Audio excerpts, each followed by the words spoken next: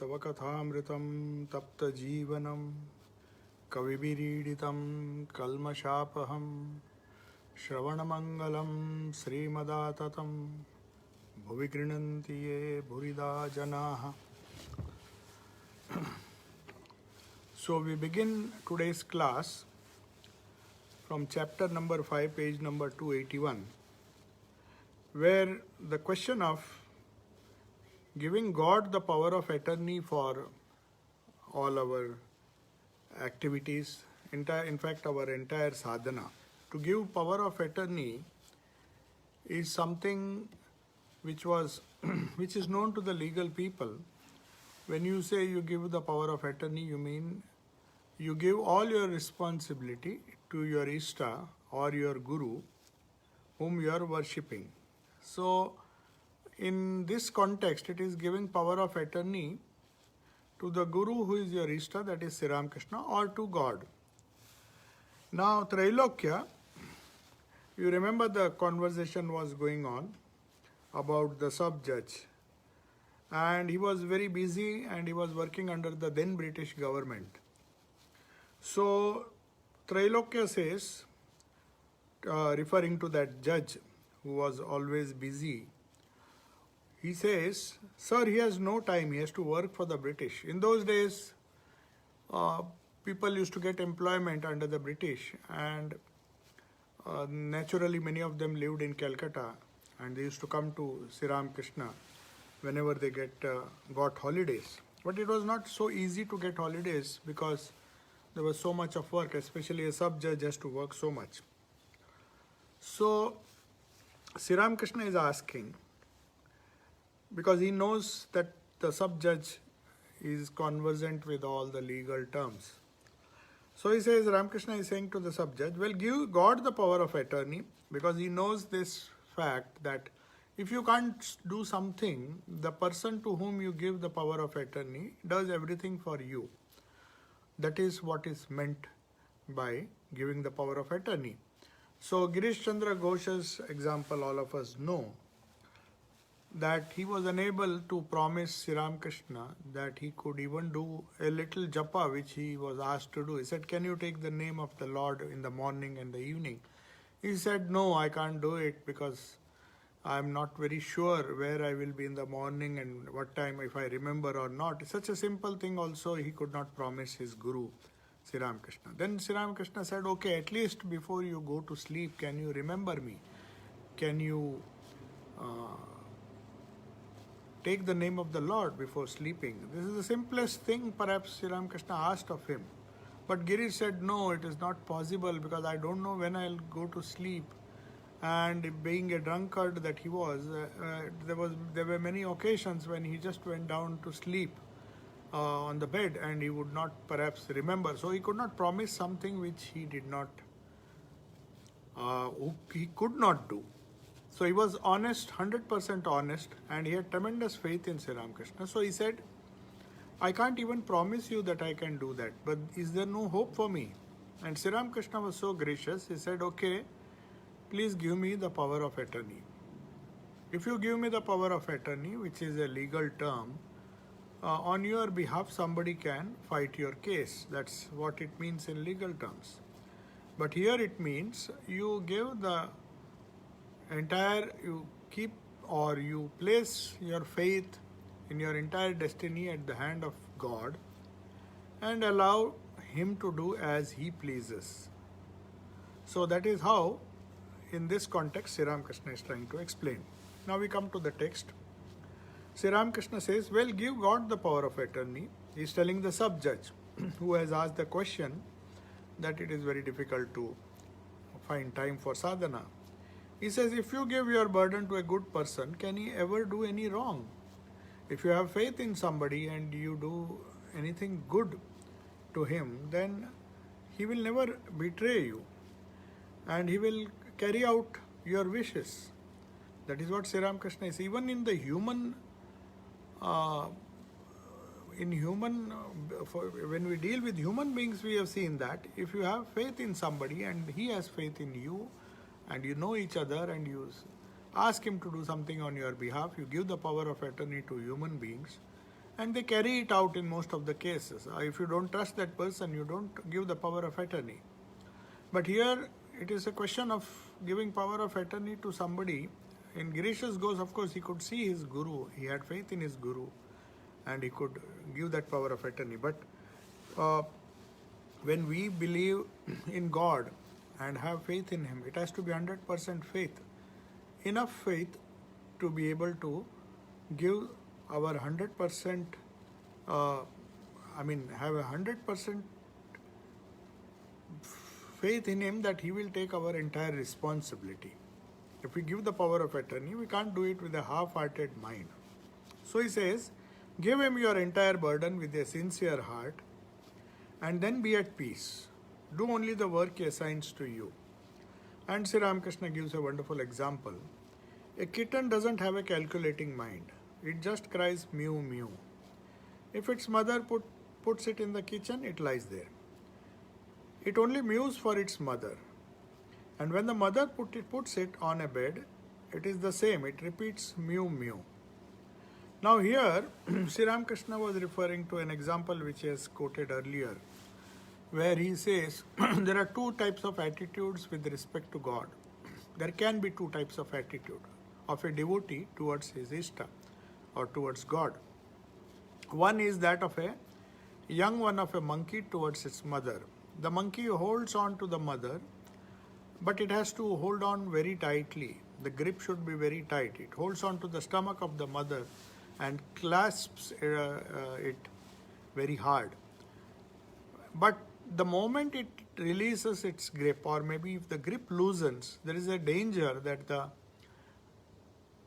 young one of the monkey will fall down. But there is another example which Sri Ramakrishna is giving now here, that is like giving the power of attorney. He says, in the case of a cat, a kitten, it gives the entire, he just cries mew mew, and the mother cat, knowing fully well that the kitten is not able to walk or move anywhere on its own, it will catch hold of that small kitten by the neck in a very nice way without hurting it and take it to some other place, a place of safety or a place where it can get food. So all these things, Sri Ramakrishna says, we observe in society, in the world, and through this example, Sri Ramakrishna is trying to explain to us that what power of attorney, giving power of attorney to God means. Because he was a sub-judge, he felt this is a very good example. The sub-judge who was working for the British, as it is mentioned here. So, but the sub-judge asks a further questions. Now he says, if you hold on to the mother, your God or your guru, just as a kitten just cries for its mother and gives the power of attorney, then he says, it does everything. One can be at peace, and one has to just do the work which is being allotted to a particular person. So now the confusion arises here that we as householders, how do you know what is the work allotted to us? There are many things which we think are allotted to us, and we feel that I have to do this is my duty, this is not my duty, and we go on adding more and more duties to our life, though they may not be very urgent duties. They may be certain duties which are absolutely essential, as as anybody plays the house of a householder. He has certain duties towards his family, towards his society, towards the world in general. But there are certain duties which are based on some selfish interest. So Thakur says he is not talking of those duties. He says God will automatically lessen you or give you such duties which will conduce to your spiritual welfare. Now, if certain duties conduce to your spiritual welfare, those are the duties which are allotted, we can say, are given to us by God. if God wanted us to do something more, He would put us in certain circumstances which would enable us to, which would force us to do those things. But if we are not forced and we take up many things on ourselves, then we can't blame God for the work. So that's what the judge is saying. How long do we have to attend to worldly duties? How long we have to fulfill those? That means he's asking, I have children, I have my wife, then how far I should go?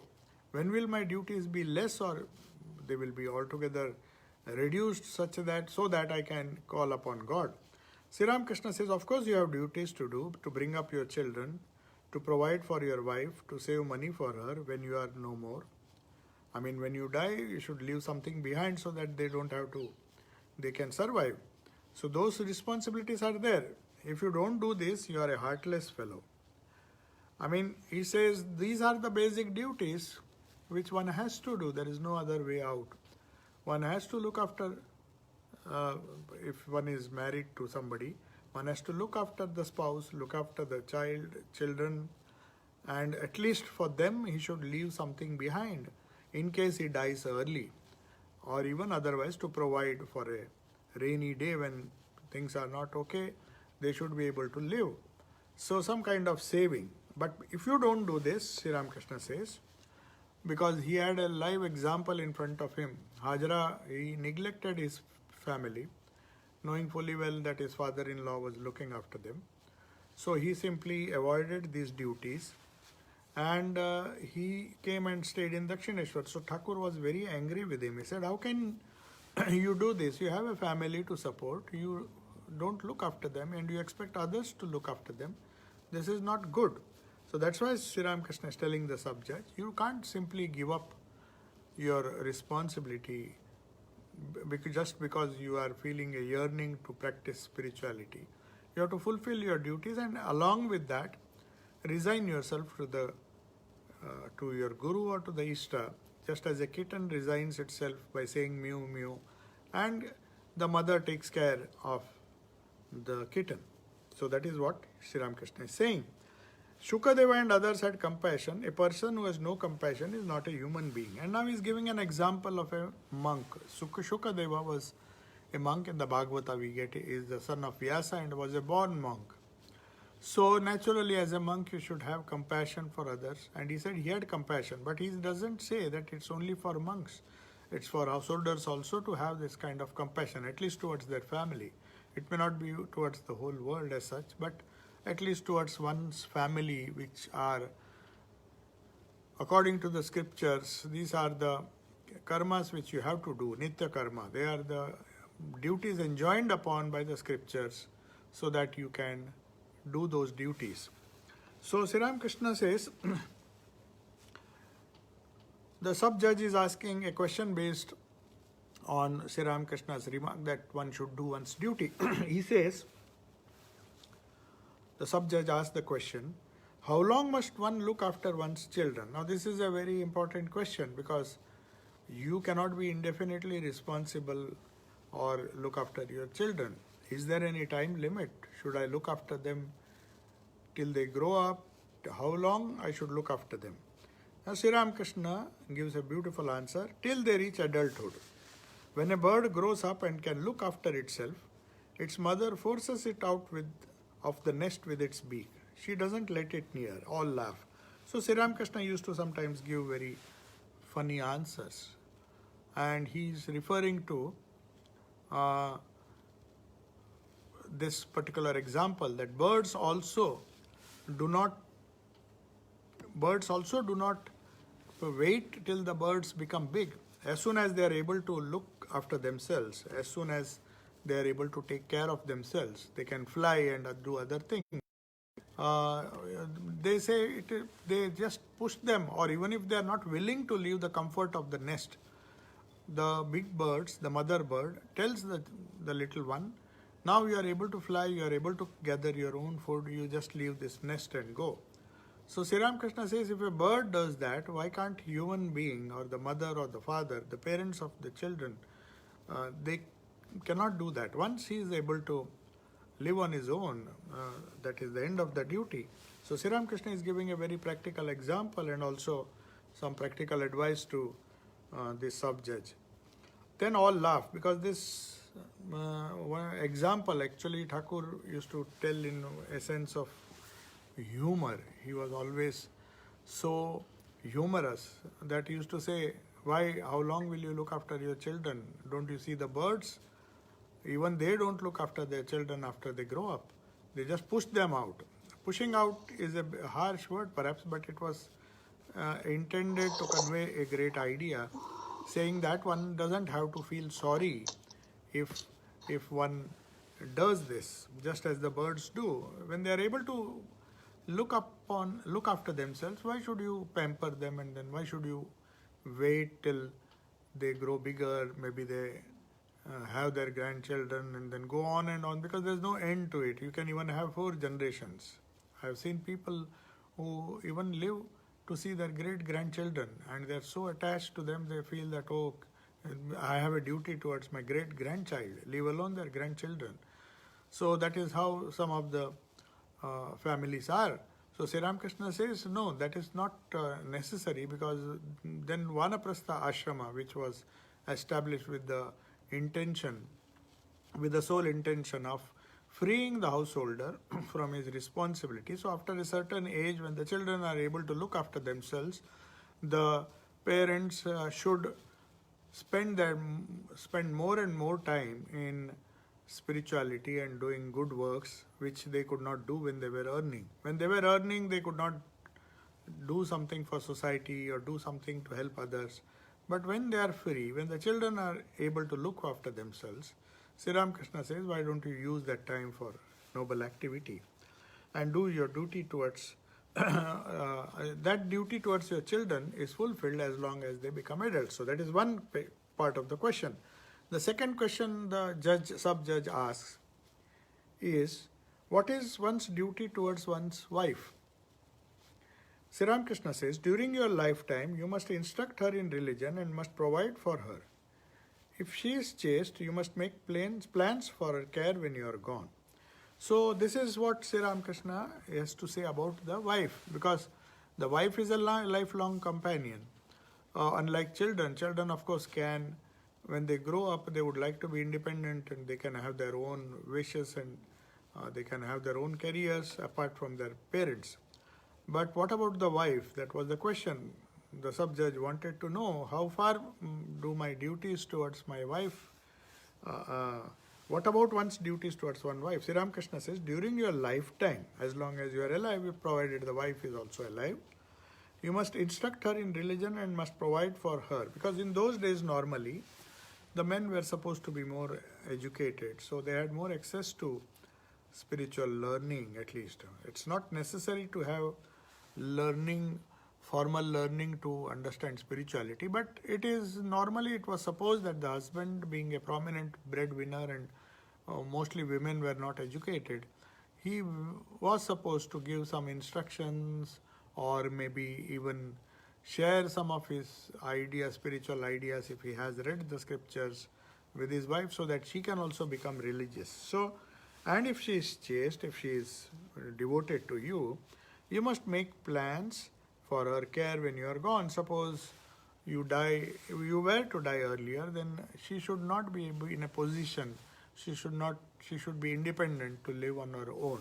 That's the idea. However, now these are the normal cases, he's telling the sub-judge, but he comes to another important point.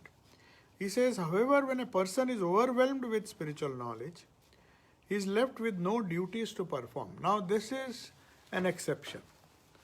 Now this is an argument which is normally asked of people when they renounce the world and try to become monastic. Then they ask, what about your duties towards your family, to your parents, to your brothers, sisters? Don't you have your obligations? So Sri Ramakrishna, he knew that the sub-judge is asking a question for worldly people, but there are some people in the world also who do not like to live a life of a householder. So if he is overwhelmed with spiritual knowledge, he is left with no duties to perform. God takes charge when you are no longer able to do so. When the zamindar dies, leaving behind a minor son, a guardian takes the entire responsibility for the boy. It's a matter of law, you know that quite well. Now, this is an example which Sri Krishna is giving and saying that you know very well, according to the law in those days, if the zamindar leaves, your minor son is there, the guardian who is supposed to be a guardian, nominated guardian, though the child cannot look after himself, the guardian has the responsibility to spend money, educate him, and do everything. So that's how Sri Krishna is trying to explain that if you are really keen to serve God, to devoted to God, or to serve God, to lead a spiritual life, then God will take care of your responsibilities. That's what he's saying. You know quite well. The subject said, yes, sir.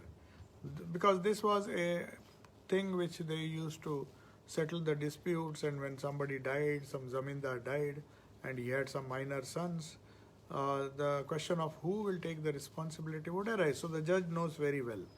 And Vijay Krishna Goswami says, beautiful, God himself takes the burden of one who meditates on him.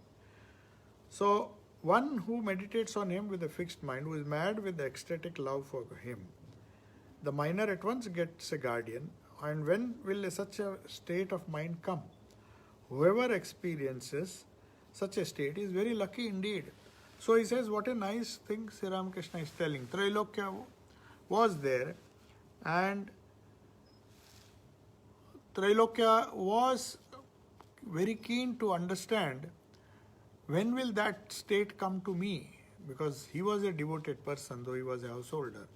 And the question perhaps was in his mind that, will I get that opportunity? Will I be lucky enough to be blessed by God so that I can perform my spiritual practices which are dear to me, and God will take care of whatever responsibilities I was supposed to do.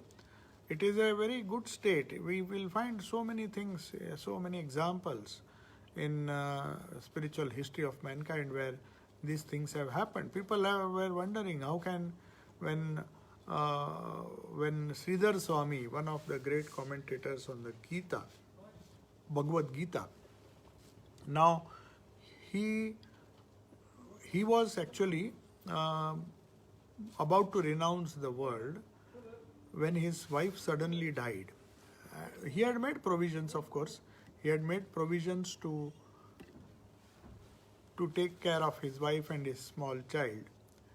And he was a great, he became a great monk later, but he was worried that a child has been born. Now if I take to sannyas or go to devote myself fully for the realization of God, what will happen to my child?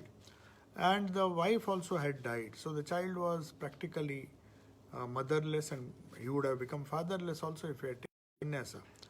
So he was just thinking, no, I can't do this. I should be responsible for this small child. And as he was thinking, he saw in front of him, they say that is how his biography goes, he saw in front of him a small lizard, a little one of a lizard. And the mother of that lizard gave birth to the small lizard and died. So in that scene was played out before Sridhar Swami, and he had on one side his young wife who had died and leaving behind a small child, just born child, and he was getting this vairagya to renounce the world. So how could he do that? So see Sri Krishna's wonderful example that he says, just as a minor, if his father suddenly dies, a big zamindar dies, the minor is left behind. There will be people who will be ready to usurp the property and because the child is too young to understand. In that case, the court interferes, and this Sri Krishna is telling the sub-judge that the court ensures that the guardian, whoever it is, the nearest guardian, has to assume the responsibility of giving the wealth, giving money to that child when he grows up to spend for his education, and do everything in his power, whatever the zamindar has left behind, to sell the property if necessary and look after him. So it is not that the child has to seek its rights. It's like that small kitten who just says mew mew, and the mother kitten does whatever is necessary. It doesn't have to ask the mother what is to be done. So this is Sri Ramakrishna's assurance, and even Sri Krishna in the Bhagavad Gita says, कि whenever you surrender to God with full faith, He takes care of both your yoga and kshema. Yoga means that which you let attain with your own effort. Now the child, the kitten, when it is helpless, it just says mew mew. It doesn't know what to do. Who will give it food? Then the mother it has to just say mew, unlike the young one of the monkey who has to hold on to the mother. If it falls down, it is gone. Whereas the kitten maybe doesn't have the eyes to look. It does not know where to go for food. It is protectionless. But the moment it says mew, the mother, wherever it is, comes running and catches it, takes it to a safe place, gives the kitten milk. So also, this Sri Ramakrishna says, if you have faith in God, then you don't have any duties towards anybody. Though you may be a householder, or you may be, God may have been gracious bestowed His grace upon you, that you may be a householder, but without any bondages. There are people who are not bound to families. They can live an independent life in spite of not being monastics. So this is what Sri Ramakrishna is telling the sub-judge. First he asked what are my duties towards my wife, because he was married. Then he asked what are my duties towards my children.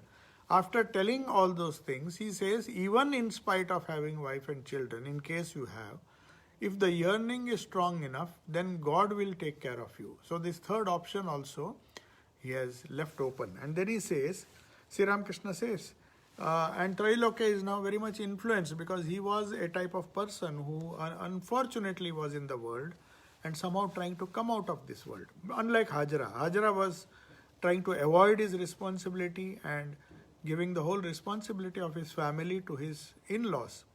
That was not Trailokya's intention, perhaps. But Trailokya says, oh, is it possible to gain true knowledge of God while living in this world? I mean, what a beautiful state, that if things are like that, then if the Guru or the Ishta takes the responsibility, then how lucky that person is. Whatever be his vocation, he is freed by God from all the responsibilities he was supposed to take. So Trailokya is very happy with the assurance, and he knew that Gita also promises this, that somehow, for some reason, if one has immense faith in God like Girish had, then things around him will be sorted out. So Sri Ramakrishna says, why not? He laughs and says, you are already completely absorbed in him. All laugh. I mean, he's just, of course, making fun. Of course, Trailokya would not have been 100% absorbed in God to give up his family. But he says, you are already living in the world and you have given your mind to Him. Why shouldn't it be possible to realize God in the household? Certainly it is. In this case, he is saying it is possible. Then Sri Ramakrishna says, Trailokya asks a further question, what are the signs of a householder's having attained knowledge of God? Now these are some of the signs which Sri Ramakrishna will point out, and these things, they are described in the Chaitanya Charitamrita and some of the books on bhakti.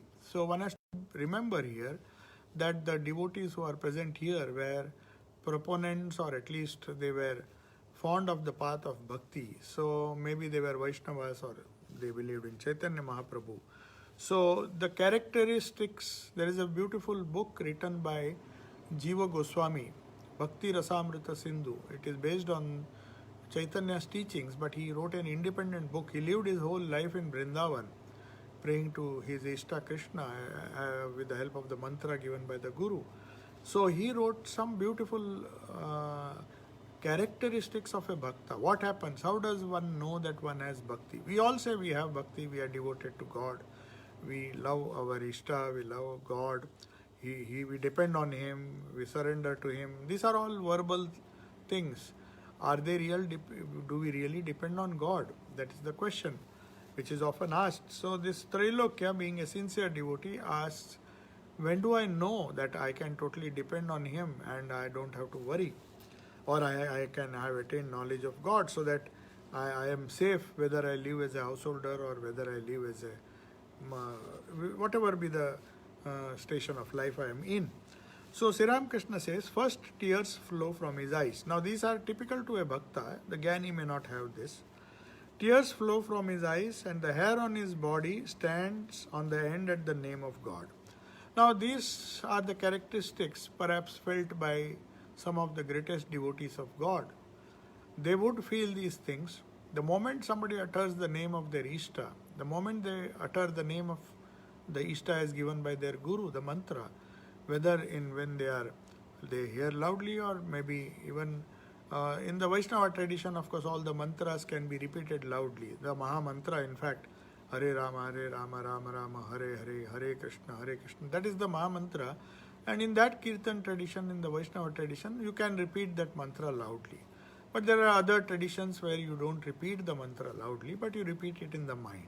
So whatever it is, when the mantra comes to your mind, or whether you repeat it loudly, you will feel that if these characteristics can be seen in your body, that the hair on his body, on a person who is uttering or hearing the name or even thinking of the name, stands on its end, and tears flow from his eyes. No sooner does he hear the sweet name of God than the hair on his body stands on end and a stream of tears flow from his eyes. Now this may be an ultimate case. It may not happen to many of us. Because this is the culmination of devotion, because he spent his whole time, the sadhaka has spent his whole time in thinking about God, in meditating on God, in relying upon God, having faith in God, and doing the mantra. So naturally, for such a person, it is very natural. But there are certain other conditions. Now this is very easy to say that hair should stand on the end of one's body, the whole body will feel a kind of ecstasy and the tears will start. But these are the final signs. But what are the preconditions? What will help you to reach the conditions?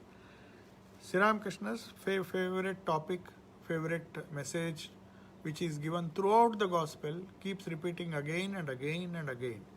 He says, as long as there is attachment to worldly things, as long as there is attraction for lust and greed, Kamini Kanchan. So this is one word. In fact, when I was in Gujarat, I read a novel. It was such a surprising thing that the very famous author, I forgot his name, he wrote a famous novel in 1911 when the Gospel was just published.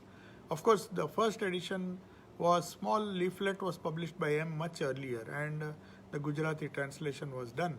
So based on this, the author of this novel liked this word Kamini Kanchan so much that he wrote a whole novel. I was surprised when we were looking for books inspired by Sri Krishna. As early as 1911, this book was written by a Gujarati poet or a Gujarati writer who wrote an entire book based on a novel, how Kamini Kanchan or this lust and greed destroys a person. Now it was something unique that in that age when people were materialistic, not only materialistic, seeing the British rulers, people were after money, people were after jobs, religion had almost died. That's why Sri Krishna says the incarnation comes to save religion. So people had lost faith in religion, had lost faith in the spiritual truths, saying give up attachment, and they were thinking this Western people, the Western culture, which is based on Kamini Kanchan, is something one should try. And the whole youthful, at least the youths were all misguided and going after all these things, after the consumeristic culture which was brought to them by the West and also the Mughals. So here he says, this novelist wrote an entire book based on this word, though many people don't like. In fact, when the gospel was published in New York for the first time in 42, one of the famous persons who reviewed it, so many literary people were there, and most of the books when they were given to them, they simply did not like this word, Kamini Kanchan. What is all this nonsense? How can we give up lust and gold? This is what for we live. And this book can never be popular. So but then when things changed in their life, these people, the very people who criticized, this is recorded by Swami Prabhavanandji. He used to give this gospel, and unfortunately, this Kamini Kanchan has been translated as woman and gold. So they get still irritated by this, thinking why is the translation? Though Kamini Kanchan literally means lust and gold. It is applicable both for woman as well as man. Now this Kamini Kanchan Tyag or renunciation attachment, Sri Ramakrishna says, till then you can't lose your body consciousness. Your body consciousness is so acute, so so deep that it doesn't leave you, and the fewer the attachments, the nearer you are to the knowledge of the self.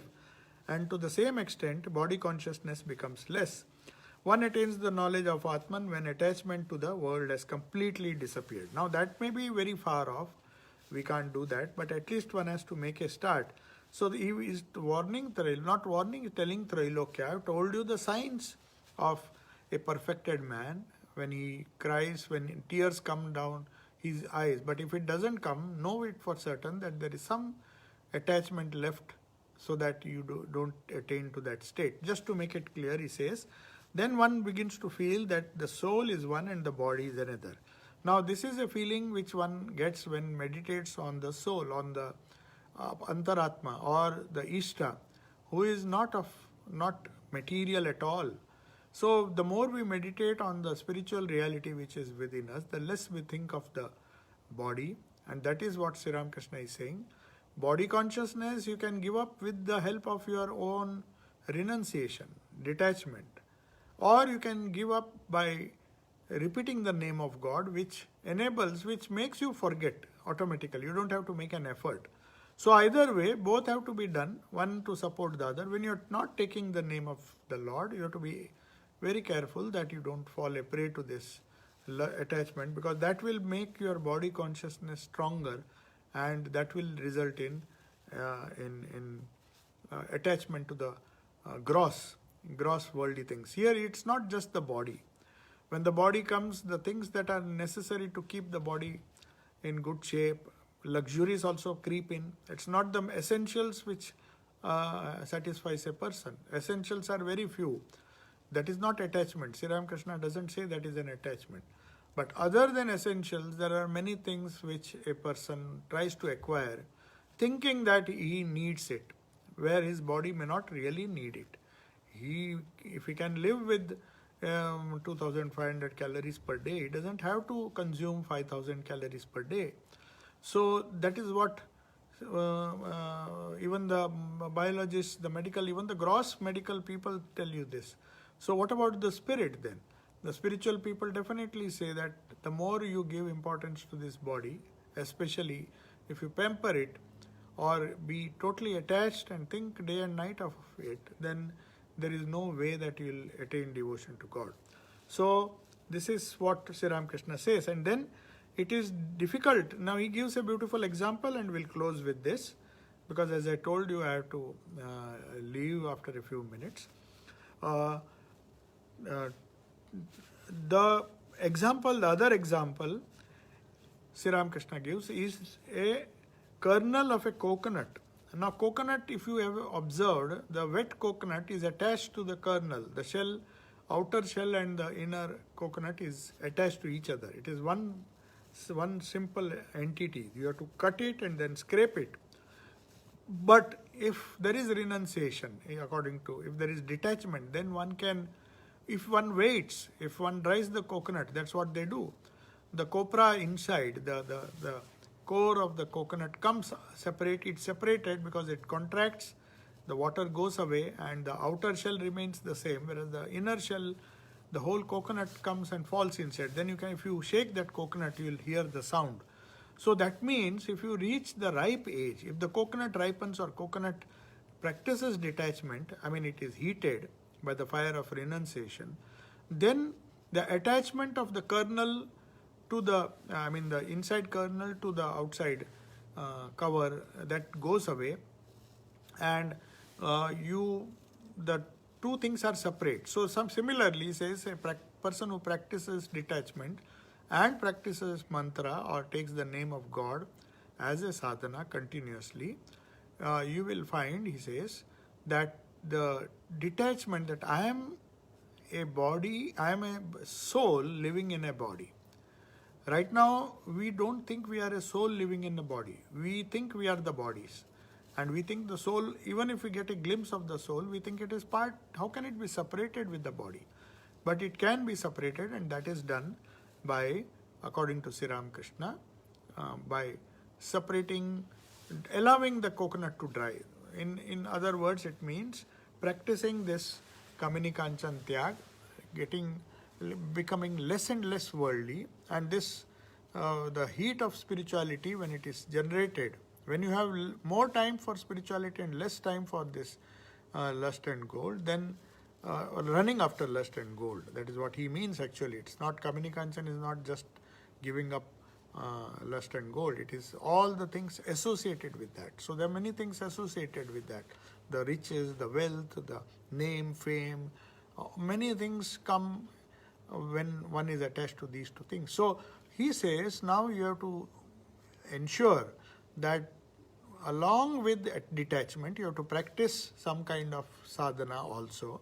So for a person who is not attached, it becomes very easy to separate the kernel and the coconut, the inside flesh of the coconut which dries up, and the outside cover. And then finally you have though you are living in the body, the coconut is still inside the coconut outside cover or the kernel of the coconut. But still, that when you shake that coconut, you know the body is separate and the soul is separate. So a sadhaka slowly starts feeling that I am the spirit, because that is where he has focused his whole attention. But I have a body. That's fine. One can be a Jivan Mukta, and he feels the body is being run by Thakur or by Ishta.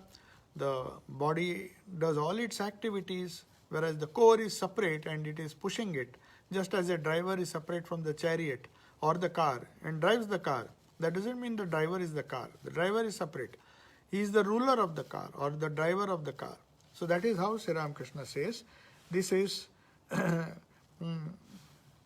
how one separates, one gets knowledge. When one gets knowledge, when one develops bhakti, he is able to effortlessly separate his body from the soul. So I take your leave now. If there is one question till 4:30, I can just a few minutes. In 4 minutes I have to leave, otherwise I'll be late. So if there's one quick question, I think I can answer.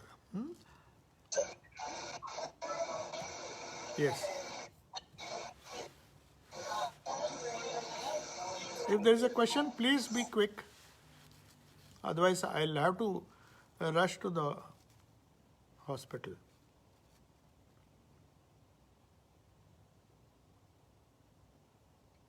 The porridge. Hello. Hello. Who is that?